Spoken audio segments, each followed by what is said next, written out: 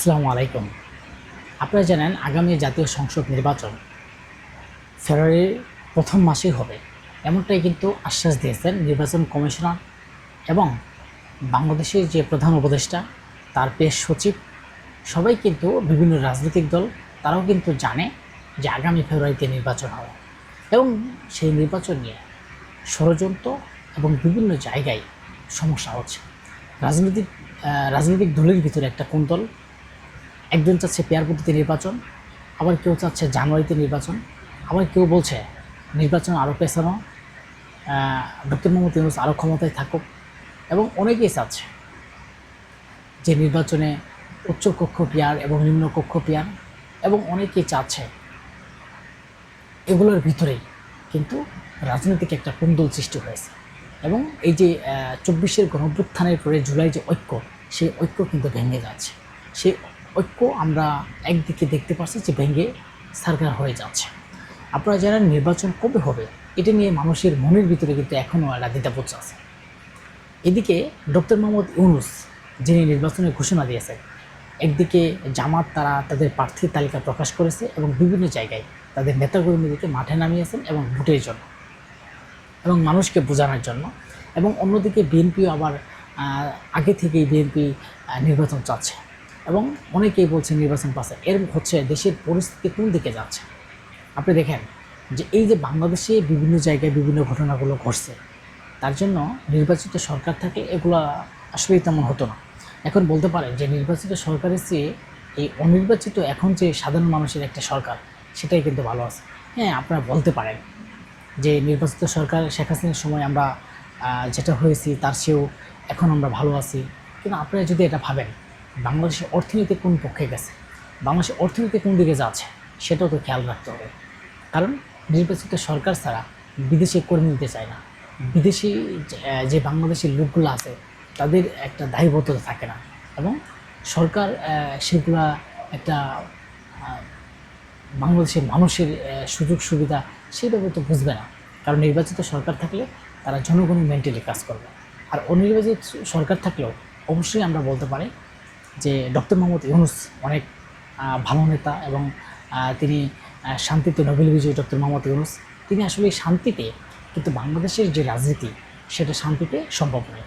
কিন্তু তিনি যদি শান্তিতে নোবেল পান, আর বাংলাদেশে একটা জেএম কাদের কয়েকদিন আগে একটা কথা বলেছিল যে বাংলাদেশ যদি অশান্তিতে নোবেল থাকতো তাহলে ডক্টর মোহাম্মদ ইউনূসকে দিত।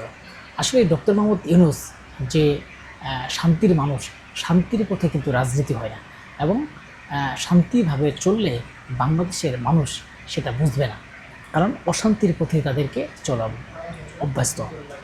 আপনারা জানেন বাংলাদেশের যে রাজনীতি বিভিন্ন দলের ভিতরে বিভিন্ন কিছু চলছে, এর এবং বাংলাদেশে তারেক রহমানও কিন্তু অনেক দিন পর বাংলাদেশে আসতে চাচ্ছে এবং আসারও একটা আমরা গুঞ্জন শুনতে পাচ্ছি। হয়তো কিছুদিনের ভিতরে বা নভেম্বরেই, আগামী মাসেই কিন্তু তারেক রহমান বাংলাদেশে আসবেন। এখন বিএনপি, জামাত এবং এনসিপি তাদের নিজেদের বুদ্ধিই কারো মিল নেই এবং বিভিন্ন রাজনৈতিক সমস্যার সম্মুখীন হচ্ছে। আপনারা জানেন গণ অধিকার পরিষদের সভাপতি নুরুল হক নূর, তিনি যে অসুস্থ অবস্থায় মারামারি, আপনারা জানেন জাতীয় পার্টির সামনে তাদের একটা ধাওয়া পাল্টা হয় এবং বাংলাদেশের যে পুলিশ বাহিনী এবং সেনাবাহিনী আছে তাকে মেরে অতর্কিত করে তিনি কিন্তু দেশের বাইরে চিকিৎসা হয়ে আবার দেশে ফিরেছেন, এবং এই মুহূর্তে তিনি রাজনৈতিক আবারও তুলপাট আগের মতো সৃষ্টি করেছেন। তিনি একটা কথা বলেছেন যে বাংলাদেশের যে রাজনীতি, আমরা মনে করি আগামী এই নির্বাচনকে পেছানোর একটা ষড়যন্ত্র চলছে, যেই কারণে তিনি আরও বলছেন যে আরও 1 মাস হয়তো সব রাজনৈতিক দল এবং বাংলাদেশের সরকারের পক্ষ থেকে ফেব্রুয়ারি নির্বাচন করেছে। তিনি বলেছেন আরও 1 মাস আগে এবং জানুয়ারিতে নির্বাচন দিলে বাংলাদেশের জন্য ভালো হবে। আপনারা জানেন বিমানবন্দর দুর্ঘটনার পর বিভিন্ন দেশে কাজ দিতে চাচ্ছেন এবং বিভিন্ন দেশে ভাইয়েরা কাজ দিতে চাচ্ছেন, তারা ভয় পাচ্ছে যে আন্তর্জাতিক বিমানবন্দর মতো একটা জায়গায় যদি সেখানে নিরাপত্তা না থাকে তাহলে কোথায় নিরাপত্তা থাকবে, আর সেখানে তারা ভয় পাবে না কেন? তারা বলেছে যে নির্বাচিত সরকার যখন বাংলাদেশে আসবে তখন তাদের সাথে তারা ব্যবসা বাণিজ্য সব করবে। আপনারা জানেন যে বাংলাদেশে যদি ব্যবসা বাণিজ্য করতে হয় এবং বাংলাদেশে যদি বিভিন্ন দেশেরা যদি ব্যবসা বাণিজ্য করে তাহলে নির্বাচিত সরকার আসলে করবে, এমনটাই কিন্তু বিভিন্ন রাজনৈতিক দল না শুধু, এবং বিভিন্ন দেশেরাও একই কথা বলছেন। এবং অন্যদিকে আওয়ামী লীগের যে নিবন্ধন বর্তমান স্থগিত করা হয়েছে, এবং 6টা দেশ থেকে কিন্তু সেই নিবন্ধনকে আওয়ামী লীগের যে স্থগিত সেই কার্যক্রমকে তাদের স্থগিত তুলে নেওয়ার জন্য এবং গণতান্ত্রিক প্রক্রিয়ায় তাদেরকে আগামী জাতীয় নির্বাচনে অংশগ্রহণ করার জন্য বলা হয়েছে। এবং জানেন বিভিন্ন রাজনৈতিক দলের ভিতরেও যেমন এনসিপি নেতারা বলেছেন শুধু আওয়ামী লীগ না এবং জাতীয় পার্টি, তারা জাতীয় বেঈমান, এবং তাদেরকেও আগামী জাতীয় নির্বাচনে অংশগ্রহণ করার কোনো সুযোগ দেওয়া হবে না। এই যে বিভিন্ন জায়গায় রাজনৈতিক নেতাদের ভিতরে একটা ঝামেলা চলছে, সেটা বাংলাদেশের জন্য একটা ভালো ফল আসবে না বলে মনে করি। আপনারা জানেন বিভিন্ন রাজনৈতিক দলেরা বলেছে যে এইবারও নাকি নির্বাচন একটা সুষ্ঠু নির্বাচন হবে না এবং একটা আসন ভাগাভাগি নির্বাচন হবে। দেখেন নির্বাচন কমিশনার তিনিও কিন্তু একটা সিদ্ধান্ত দিয়েছেন যে নির্বাচন যারা জোটবদ্ধভাবে নির্বাচন করবে সেটা তাদের প্রতীক নিয়ে করা হবে না, যার যার নিজস্ব যে একটা প্রতীক আছে সেই প্রতীক নিয়ে করবে।